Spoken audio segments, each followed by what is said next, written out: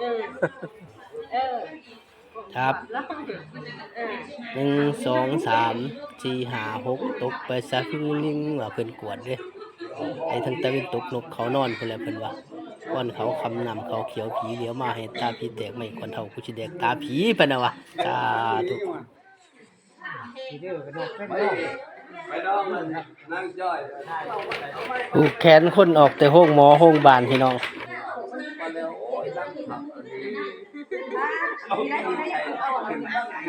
ไม่บ่ดังเนาะบ่มีค่าย ผูกให้คนป่วยก่อน บ่มีค่ายมัน ผูกคนป่วยก่อนหมากตุ่มแย่บ่ค่ายหยังค่ายก็คือแต่ค่ายหมากตุ่มแย่แหละเอาไก่ใส่เอาเงินใส่ให้แน่คือบ่เบี้ยใส่เลยกินเบี้ยน่ะโอ้ยแนวมันแล้วเนาะสมัยใหม่จับเวลาร้านเลยจับเอาดับลง ไปก็เลยตุ้มได้ออก เ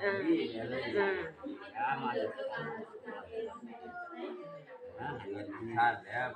ใช้เอาเป็นหลวงพ่อใช้แก่ลูกแก่ร้านนี่แล้วไปใช้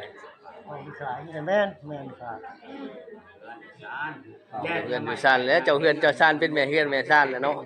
เบิ่งลูกเบิ่งหลานแล้วเบิ่งลูกเบิ่งเต้าแล้ว